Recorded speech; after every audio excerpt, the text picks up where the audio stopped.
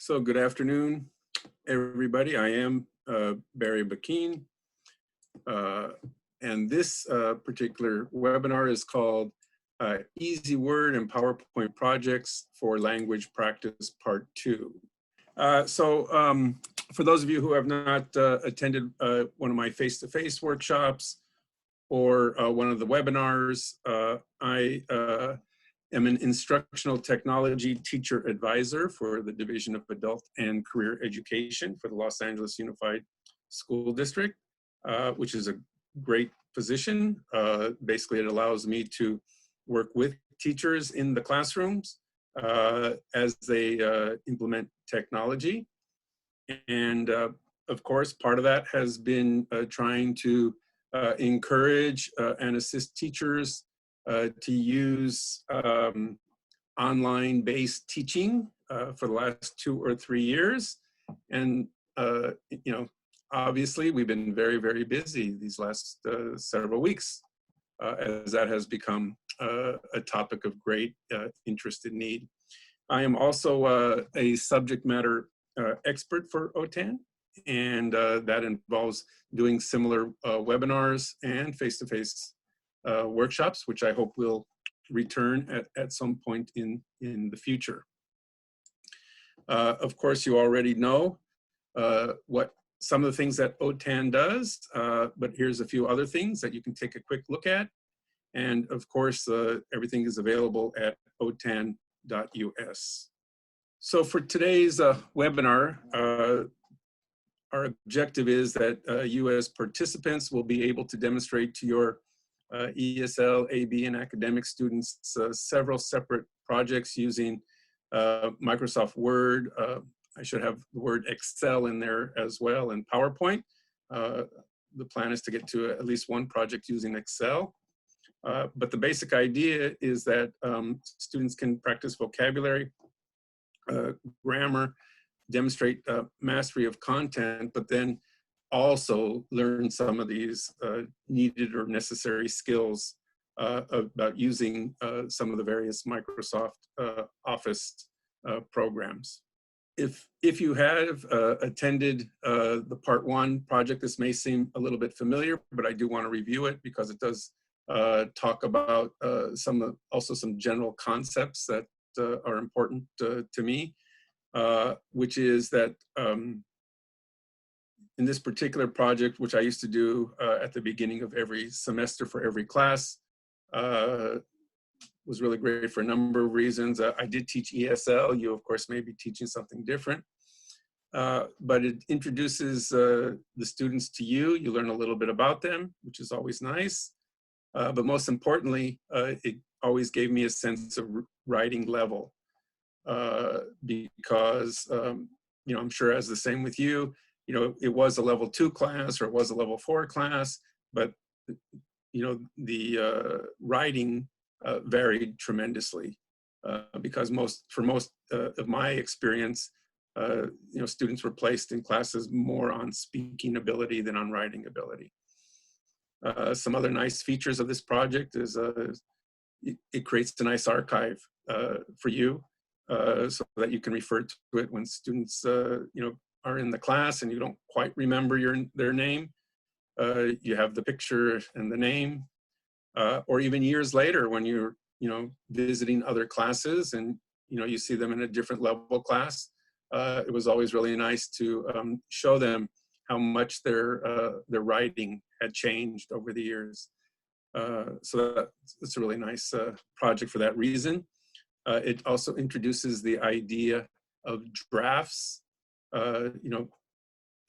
Students would often start on paper for this project, and I could use this as a great introduction to the idea of writing, rewriting, submitting for approval, writing again, and it was really, really great for that. Which also comes in handy, if you ever have a WASC accreditation team that visiting your classroom, you can, create a display of improvement of student work. In terms of the program itself, this is a great time to find out what your students know about using a computer. And if they don't know some of the basic things, you're starting to introduce some ideas about saving documents, working with the keyboard, and some of the things that are going to be really, really crucial. So as with this project and the other projects that we'll be talking about, the new concern, of course, is how can we take this to an online platform? So some of the things that, for example, that I've considered, our learning management system, the one that we use in not only in Division of Adult and Career Education, but also in Los Angeles Unified School District, is Schoology. Of course, you may be using something different, but that may look familiar to some of you.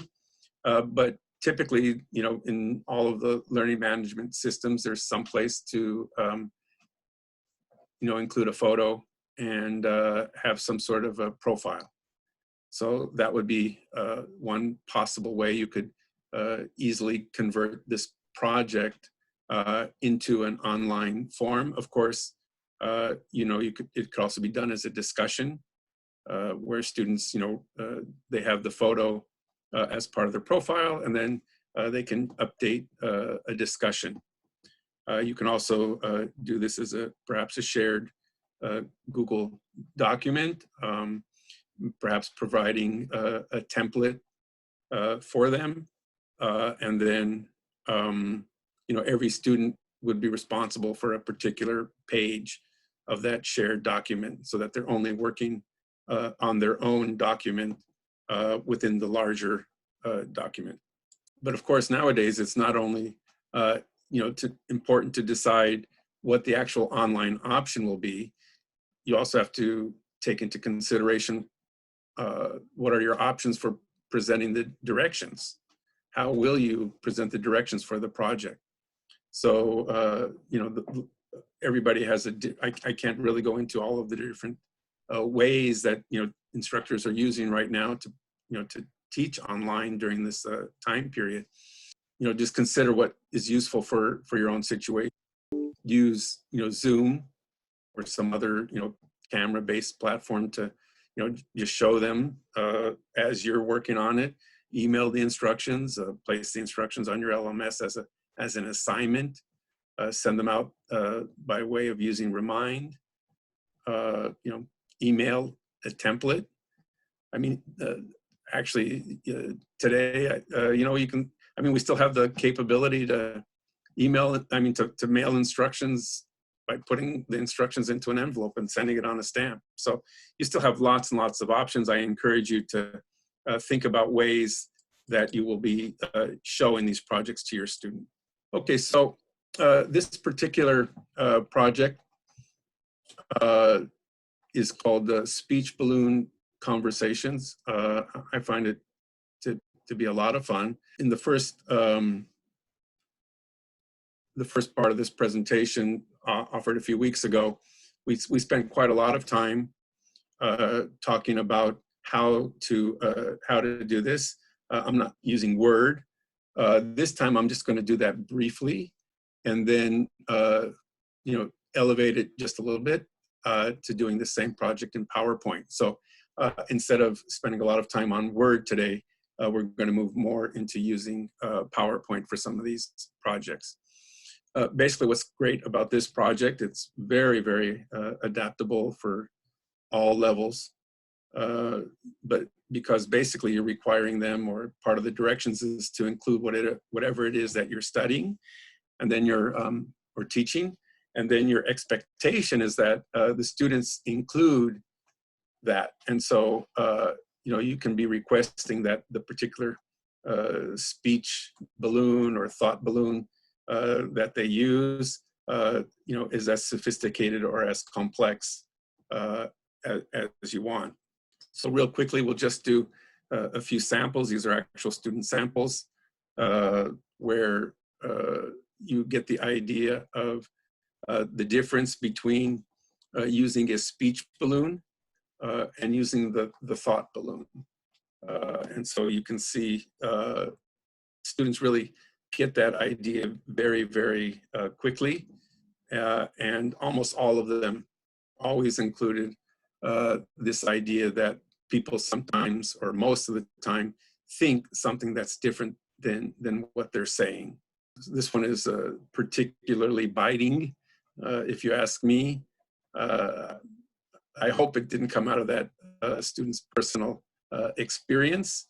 But in any case, you can see that, you know, they look for the photos, they find something that's interesting, then they build a conversation. And again, it can be as sophisticated as you want, or you know, to require. So I will now just take you into a basic Word doc so that you can see how this is done in a Word document. We're not going to spend a lot of time there because I want to do much more the same project as a PowerPoint. So I'm going to stop the share at this moment. Okay. And what we're going to do is we're going to change to a Word document. So hopefully what you're viewing is just a basic Word document, and it's open and it's blank. So one of the things that you'll notice is that this project tends to work better in vertical portrait mode, but it can work in landscape mode, and it's more likely in a PowerPoint later to be in landscape. But I like to start when I show this to students as a Word document in portrait mode. So the first thing obviously is a photo. For those of you who are not familiar with Word, you know, basically you're going to insert a picture. You have an option also, though, of inserting it from a picture that's already on your computer, or going to the web and finding a photo. Probably in most classroom situations, the students will not have, you know, a great collection of photos on their own computer, so you would want them to, you would want to spend some time showing them how to find suitable pictures using a search engine. I like to recommend that they select pictures with a lot of characters in them, because you have more options for conversation. So I do happen to have a few pictures that are suitable already on the computer, so I'm going to select one and insert it. So there's a picture of a lot of students in the classroom, so that gives a lot of options. But probably the first thing you notice is that the picture takes up much of the space on the page. So I tell students that most likely what they'll want to do is make the picture significantly smaller so that they have room to add some speech balloons. Now, the other thing typically that tends to happen is when a picture is inserted in Word, then what happens is it comes in as being in line with text. And for the purpose of this project, it's really much better to be down at the bottom of the page, so the speech balloons naturally appear above the characters. And the way that I find that's easiest to do that for is, instead of selecting in line with text, I want to select the option where the photo floats on top of the page. So if you notice right now, because the picture is selected, to the right of the picture, there's a little icon representing the way the picture is displayed. It's also the same icon is also at the top. Under the format screen, it says wrap, and so you wrap text, and so you get some options there. So either way would work. You can either click on the menu item at the top or the menu item at the bottom. It's called layout options. And when you click on that, you get several options. I like to select the one that says in front of text. So what that allows me to do is, when I click on that, I can go to the picture and drag it anywhere on the page. So I'm going to place it somewhere down near the bottom.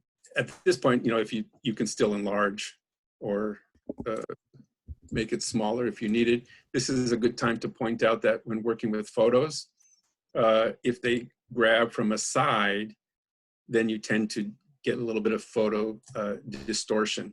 So it's a good time to show them that you know, you want to, if you're going to resize a picture, it may be important to resize it from the corner. Barry, do you have any good sites that you would recommend to find interesting photos, or do you just insert from your desktop? Oh, well, usually, as I said, you know, students who are in a lab, you know, there's not really very many interesting photos on most of those computers. And so I typically would go ahead and just, you know, show them a search engine, you know, an image search.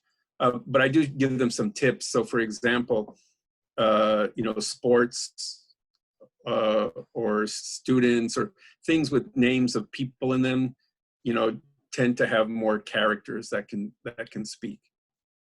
So, you know, and I show them that when in the classroom, or in this case, you know, you would have to show them that online, what types of pictures are more suitable for this particular project. But then again, you know, a cat and a dog, there's not a lot of, you know, people in those as well. Okay, so you know, the students will work on it, but I like to find pictures with a lot of samples. Okay, so in any case, the next thing is, how do you actually make those speech balloons? So that also happens under insert. And some of you may want to be, you know, trying this, going along with the this particular presentation, not only by viewing, but actually trying to do some of these things. Just make sure you have a couple of windows open side by side so that you can follow the presentation as well as do it on your own computer. So in any case, those objects are called speech balloons, and you find them under shapes. In Word, they're called callouts. So there's quite a few of them. When you click on the shapes menu, you get several types of shapes. The ones that I find most useful are down at the bottom. Callouts are just the first four. You have a rectangular one, a rectangular callout with curved corners, an oval, and the speech cloud. So let's say I pick an oval, move my cursor over the paper, and draw the speech balloon. Now, what sets this apart from any shapes is you can go ahead and automatically just start to type.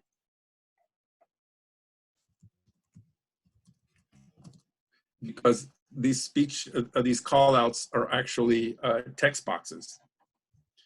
But of course, right away you can see what the text is very, very small. However, just like any text box, you know, if you can highlight that, you get your menu that pops up for the size, so you can change the font size. You should be able to change the color of the text. And if you click on the box itself, you also can change the color of the speech balloon itself. And so these are nice little techniques that you can show your students about working with the text and the shape, how to change the color and the shape. Now, how do you change the size and make it useful? Well, you've got handles. These are also good skills for students. You've already shown them how to use the handles to adjust the size of the photo. So a lot of these things are scaffolding, so you can change the shape just by dragging. And in this particular case, you may want to, you know, make the shape fit onto the page better. The yellow one is one that you can actually move, and that one controls the arrow who's doing the talking. So I'll just do one more. We'll do one with the thought balloon. So again, it's insert shapes.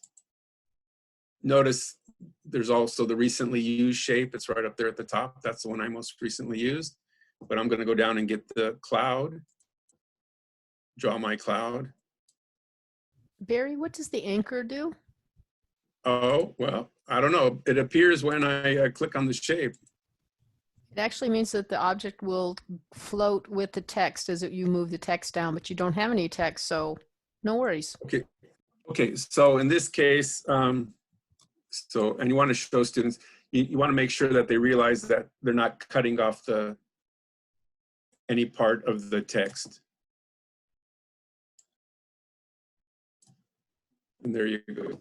Finally, with this project, the last thing that I like to include is somewhere on the page, I always tell my students to insert a text box.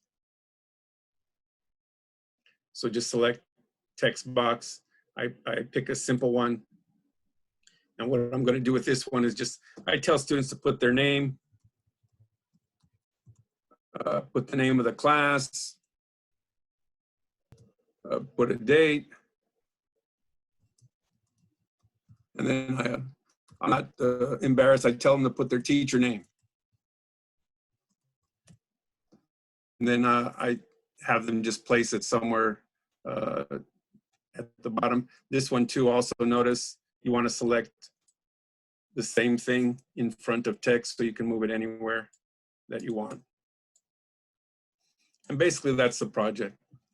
So let me go back now. Well, first of all, let me ask if there are any more questions about those specific techniques for using Word for this project. And Melinda, if you don't mind, if you could. Sure, you've gotten most questions answered. There is one no audio question mark, and I believe that person is asking, can you do audio as well as all of the bubbles and what have you, or is that more in tune with slides? It never occurred to me about using audio with a Word document, but we will touch upon that when we get into using PowerPoint, yes. So if there are no further questions about this particular project, let me go ahead and stop the share and go back to the presentation. I'm not going to spend too much time on this particular slide because I do want to show you the actual project. So this is where the audio comes in. And again, what I always am reminded of when I see this is that this project was presented to students always originally as a Word document.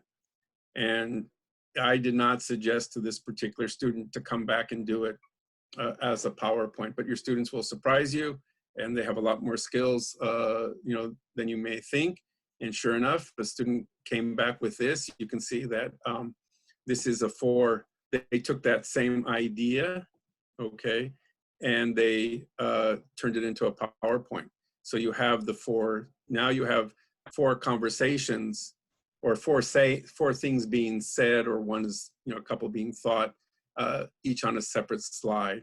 So what I'm going to do is see if I can transfer over to the actual student project. Having this baby was our dream. I love you and the baby so much there.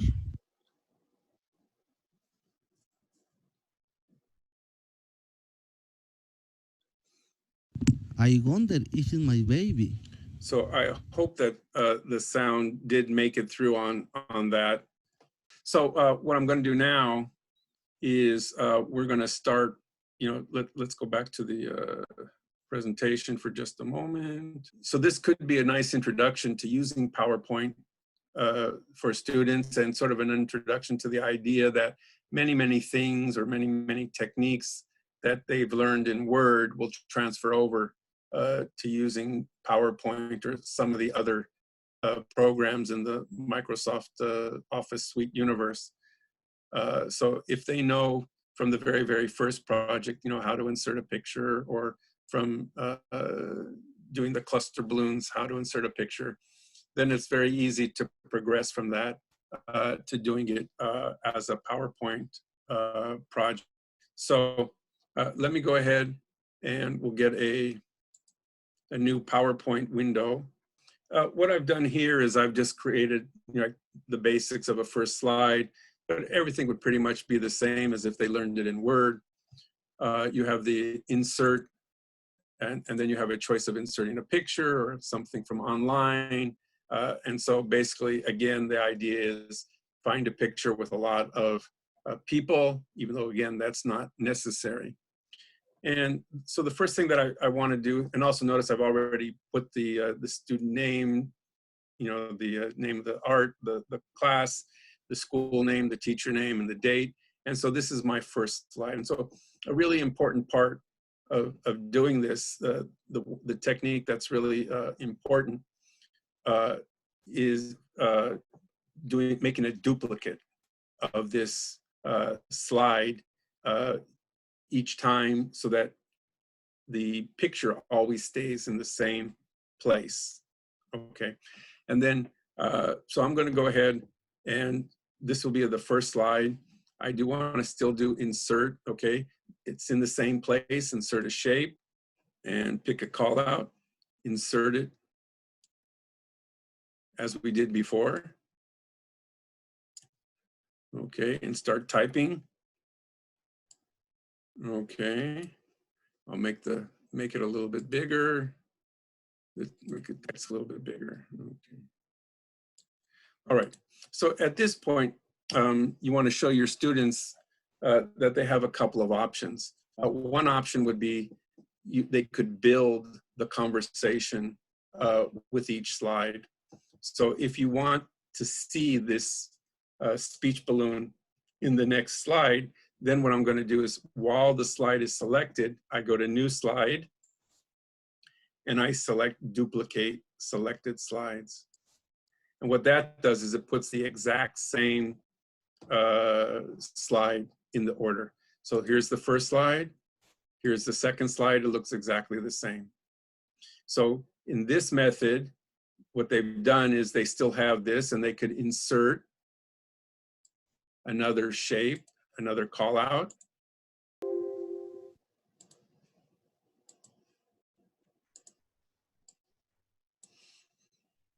Okay, so now,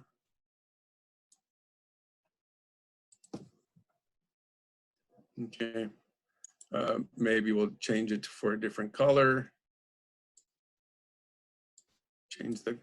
Again, all of these techniques are the same as if you teach them in Word first, okay?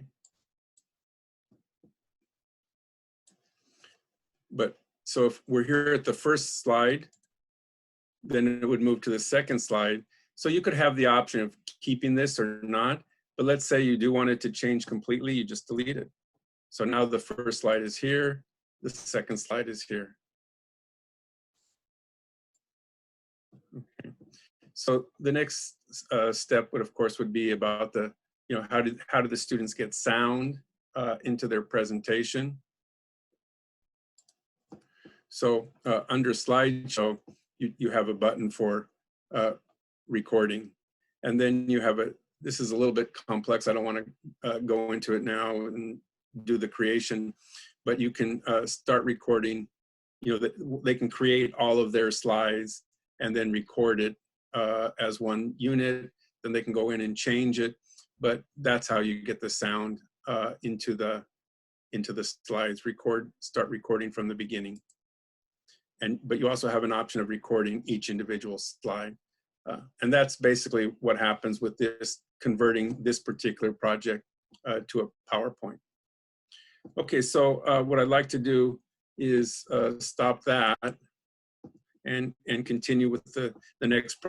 Another project, again, all of these projects are, because I was an ESL teacher for so many years, had to do with, practicing the grammar or vocabulary or some other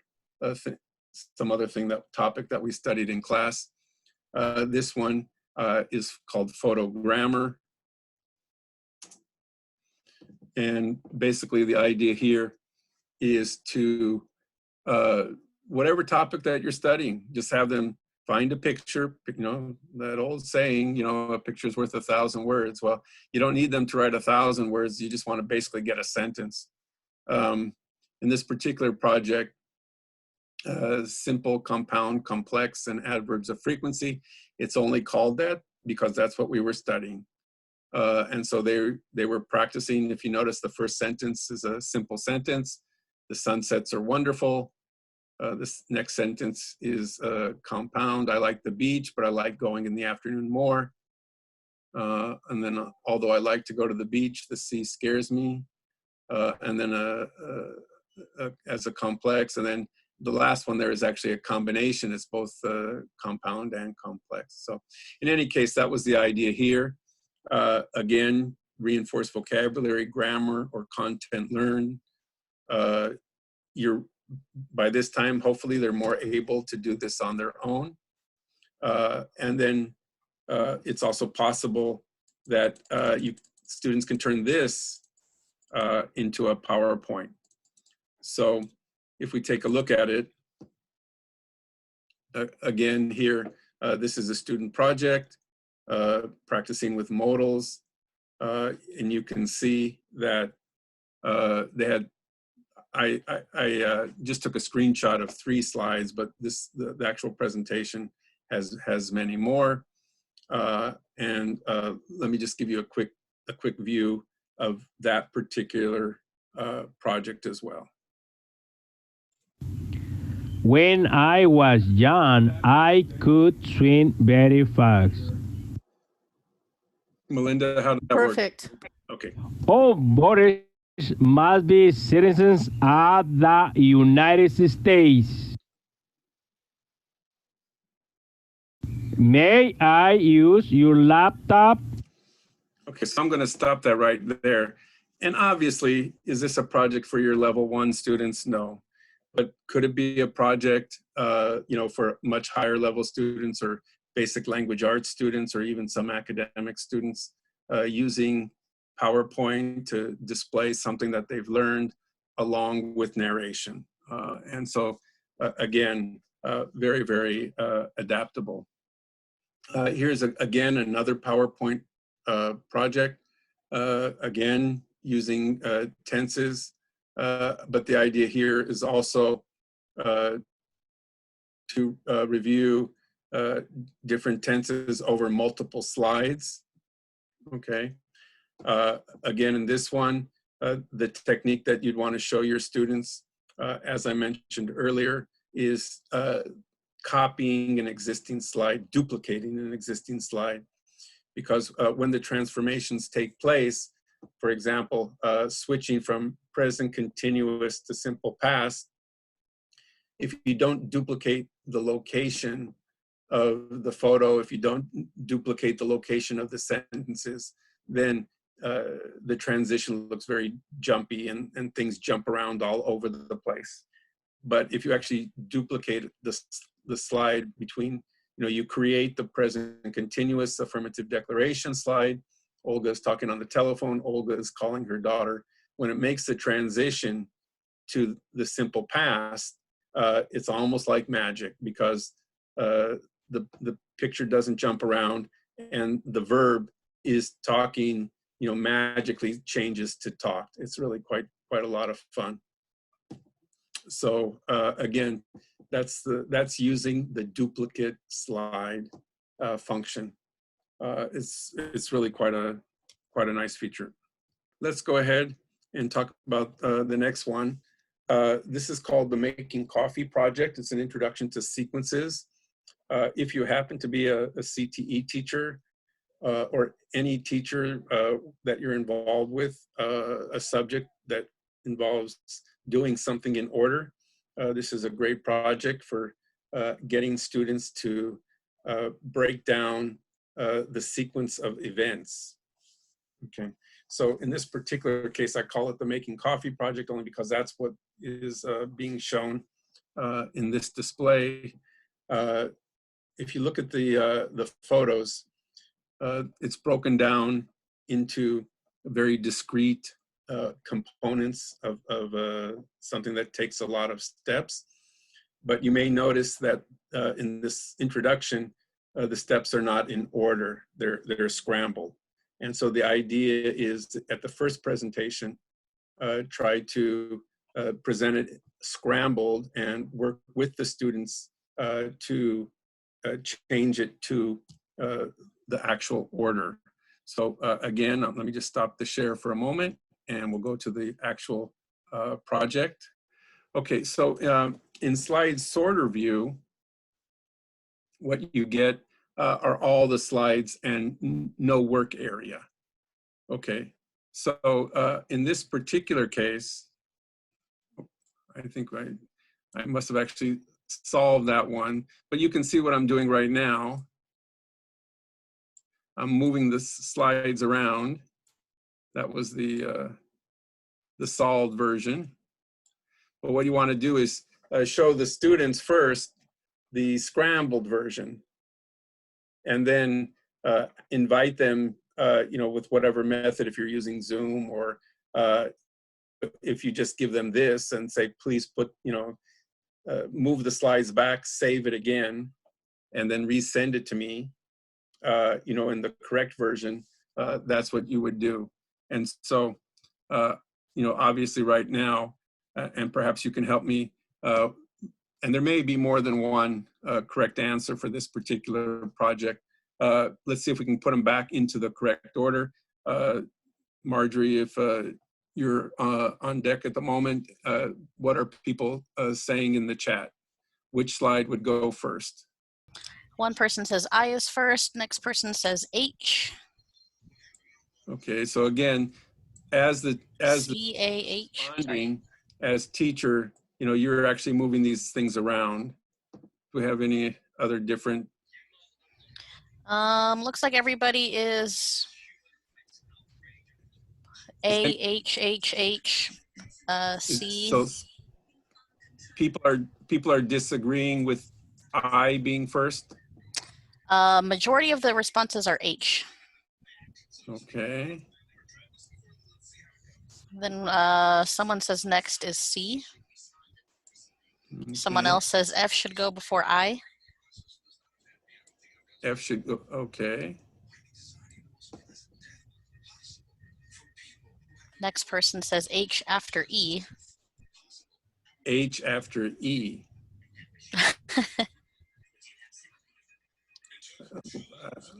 Well, we can try it. Next up we're seeing G. Someone says H, she looks like she can have a cup of coffee. Next says G after F. Someone else says move G. Then we have a GI. H could be waiting for coffee to brew. And then someone else says B is last. Okay, so first B and then E. B-E. Someone says E after D. E after D. Then someone else says yes, D-E. Okay. I mean, I think I would agree that looking at the state of coffee, the amount of coffee in the cup, I think it definitely has to go before E. But in any case, so that's the project, okay? That's the idea. As a conversation starter, I don't think we're going, obviously there can be some disagreements, but that would be the idea, the way to introduce the project. And then again, as I said, if they know how to narrate, they could narrate the slides if you've already taught them that, and then they save it and send it back to you saved with their name, so that you know. But obviously the next step is, depending on what class you're teaching, you want to leverage this into making it something that the students do. So let me just show you an example of a student project. So the steps for making paper flowers. Take a look at this project.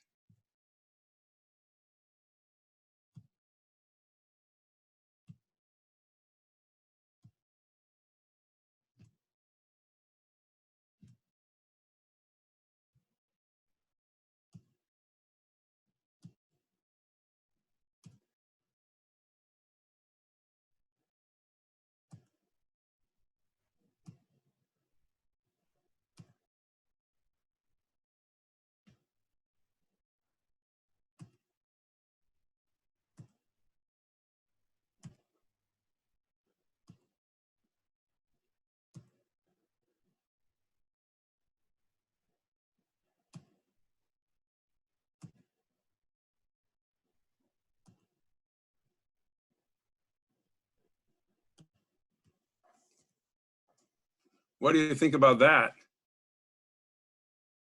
believe me, I was astounded. Translate that to your own CTE classes and see if you think that may be something that your students could do and present. And really, all they're doing, basic technique, insert a photo and then, make a comment. And of course, if they wanted to, they could add the narration. Okay, so in this case, this is the student research project. If you were a participant in the first workshop, we didn't have quite as much time to work with this, so hopefully we'll have more than enough time to take a look at this project now. This is not a project for the first week, the second week, or even the fourth or fifth week of your semester. I always viewed this as a culminating project. After they'd been with me for almost the whole semester at the different levels, and they were able to, they had a lot of practice with using Word, using PowerPoint. I would introduce them to this project, and this was a speaking project and a way for them to also learn some very, very basic ideas about using Excel, but then again, PowerPoint. And as part of a speaking project, it meant presentation in front of the class. So let me show you a particular student sample, and so you can get a good idea of what the actual project was. So this is an actual student project. It was a research project. This would be the first slide. The students would be, one of the students would be presenting, speaking in front of the class. Our project is what color underwear were the students in Mr. Bakin's and Mr. Buchko's class wearing on August 3rd, 2010. And I'll get back to that in just a second, why that particular type of question. But the idea would be that they had actually created a chart using Excel, and then put that into the PowerPoint presentation. Okay, and then they would be speaking about that, and giving their ideas about their conclusions that the most popular color underwear from the students in Mr. Buchko's and Mr. Bakin's class on that particular day was the color black, and surprisingly enough, there were 3 students not wearing underwear, et cetera, et cetera. So they would be, presenting their research findings. Then the next slide is always, do you have any questions? And at that point, the audience would, try to bring up as many questions as they could related to the presentation, and then the students would have to answer. So that was the presentation. Let me just show you a few other samples of the types of questions. So these are just the Excel charts, and so that you can see the types of research questions.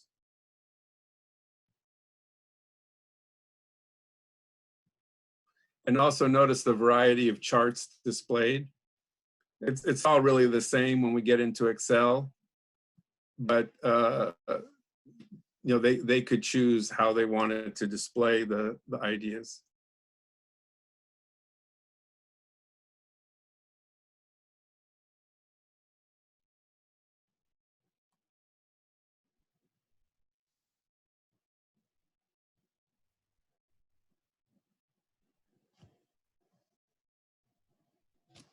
Okay, so basically though, you can see there's so many different types of charts and questions that students came up with. But the one common denominator that I insisted upon is it couldn't be something that a student could determine by visual observation. So in that first project, color underwear, was okay. What color shirt was not okay. And the reason, and the way I ensured that was as part of the process for doing this project, the student, I would have them work in teams. The students would have to think of their question and then give me the question. And I did that for two purposes. So that one, I could make sure that they would actually have to use language to carry out the research and collect the data. And two, I didn't want everybody doing the same project because again, they were going to be presenting these in front of the class. And so I kept a chart and I made sure that every student team had a unique topic. So sometimes I'd have to send them back and say, oh, somebody's already doing this particular project. And then the other experience that I had, another way that I improved this project over time is for the presentation component of this. And I have let me just get back to one photo that I have of the students actually doing this presentation.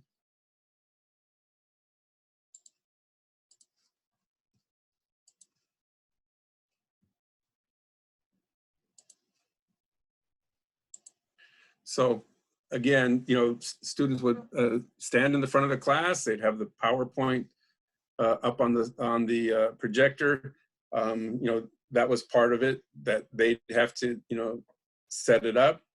I would always do a special presentation. Where do you stand if you're standing in a classroom, so that the presenter is not talking to the screen. Nowadays, of course, that may involve some techniques about doing a Zoom presentation or some other type of presentation using online methods. The partner was advancing the slides and then they'd switch places. And it was really an end of the year project that created a lot of nervousness and excitement. But one thing I did find, basically I was teaching level 3 ESL at this time when I was doing most of these. And I found that the students did very well with presenting and stating the outcomes of their research, but as an audience, they could not ask questions. It was just enough for them to be able to present. And so finally what I started to do is invite upper level classes, the level 5s and level 6 classes. And some of them had actually been in my class, so they were familiar with this process to be the audience. So my level 3 students were presenting to higher level students because they were not, they get to the question part and there were no questions because the students couldn't formulate questions about what they'd seen. But the level 5 and level 6 students were able to formulate questions. And it really added a much greater component and believability and stress level for my students who were presenting to know that they were presenting to an actual class that would be asking them questions. It was always quite exciting. Okay, so I would like to talk a little bit about using Excel for this because that may be something that you have not done. But before we do that, are there any questions in general about this idea? So Barry, let me just ask you a question about the flower project that you showed us a little while ago. Sure. Okay. So the question is this a project that the students did to teach a skill, or was it something you just used to teach them order of a process? Okay, so getting back to that one, in that particular case, the language component was just, expressions expressing order. So it was really after, next, and that's what they were really looking for, or that's what I was really looking for. But in the case of that one student, they took it in a whole different direction. So I included because if we do have CTE teachers in attendance, they may not be as interested in the language component, the language piece of it, as more as the steps piece of it. Okay, so let me go ahead and share the screen again with the an Excel project. So this particular, what you should be seeing now is this was an actual student project in Excel. And I'm showing it to you now so that you can see basically what it involves. In order to create a very, very simple graph, all you really need are 2 columns. In the first column, you list the names that would be the categories. And in the second column, you list the amounts. And so what I had students do is first they would just do this on paper. They'd walk around with their notebook and, after checking in with me about the topic, and perhaps I would give them a few suggestions about, what would perhaps be a better, choice. And they would ask the students. So in this case, obviously, what is your favorite car? All right. And they would collect that data and present it in tabular form, or hash marks, or however they wanted to count. And then, demonstrating all you need. First column, you just type in the names. Second column, you type in the numbers. And that's all they needed. Now, what happens, what do you do to get the chart? Well, basically, you're showing the students, you just put your cursor over the first cell, A1, and you can use that term or not. And you scroll down so that you're selecting all the names, and then you just move over 1 column so that all the names and all the numbers are highlighted. Okay, and then right away you get the little icon for the chart, quick analysis. Okay, but also you can always do the insert a chart. So again, under insert a chart. Okay, and then when you pick, you have some choices. And see, notice what I'm doing? Even as I just highlight a choice, it appears within the Excel spreadsheet. See? So for most purposes, the simple column was the best. You can see that there are other styles that you can pick, all different types of, for the same data. You can do a pie chart. You can do other sorts of things. But, for most of the students, it was enough just to do a column chart, okay? They didn't really need to get into the more complicated ones. And you select it and okay, and there it is. Okay, so then chart title, just show them, just click on it, and then you can replace the name. Okay, you don't have to, but I would always have a little discussion about the fact that this data was only good on a particular date. If they only collected the data on a particular date, but that's something that you can decide is important or not important. Okay, then some of the things that are available in the chart that students got a real kick out of is that you can change. In this case, the one I chose, gave different colors automatically. But if you click on the different columns, you can change that on your own. And one of the things that was a lot of fun for students in some cases, if you click on one and select it, and then right click on it, under the fill, okay, I would show them that they could select picture. See? And so let's say, let's just do a search for, I guess that's a Honda, right? Let's see if we can find a Honda CRV picture.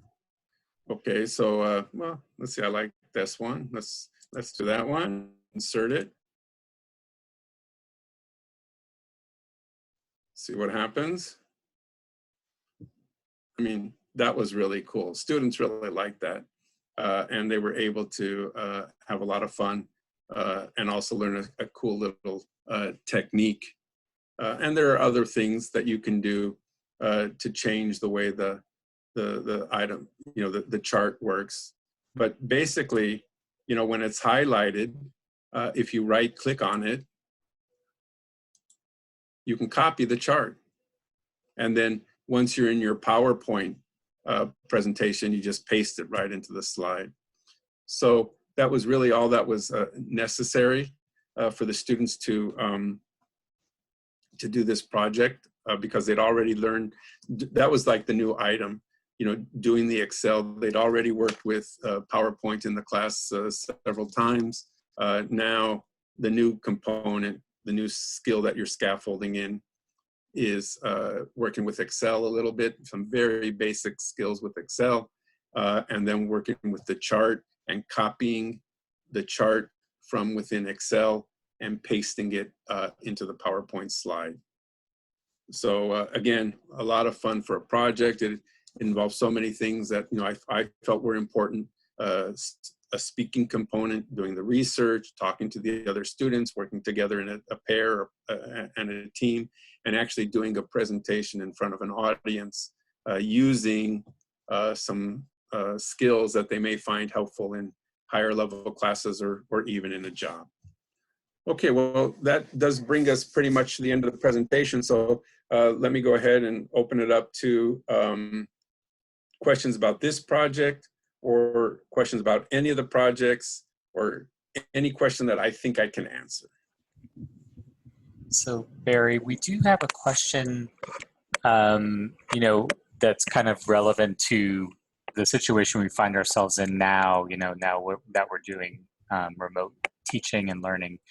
So the question is, obviously Barry taught his students these computer steps in a classroom. In our remote setting now, how might Barry suggest that we teach our students using these computer steps in order for them to do these projects? So we're on Zoom where the teacher shares the screen and students try to practice along. Or do you have some other ideas about how you might do this kind of instruction in a Zoom setting? Well, again, everything depends on your own skills with online teaching. But yes, Zoom, just as we're doing this by Zoom, if your students are joining you at times on Zoom, then that is certainly a way that you could do the instruction part of it. If you feel up to, creating your little instructional video using, like YouTube or Screencast-O-Matic, or any of those, options for creating how-to videos, you could send them to YouTube to watch. Also, you could, again, by sharing templates, where all the students have to do is like substitute their own information, that could be helpful. And again, it depends. I wouldn't do this class in person, in a face-to-face setting, with, if I didn't think they had the capabilities already. And so, that's another factor. I mean, teachers at my organization, teachers in my school now, even getting them onto Zoom is going to be a problem because, we have certain security restrictions in place, and we've been advised not to do open Zoom meetings with students outside of our LMS.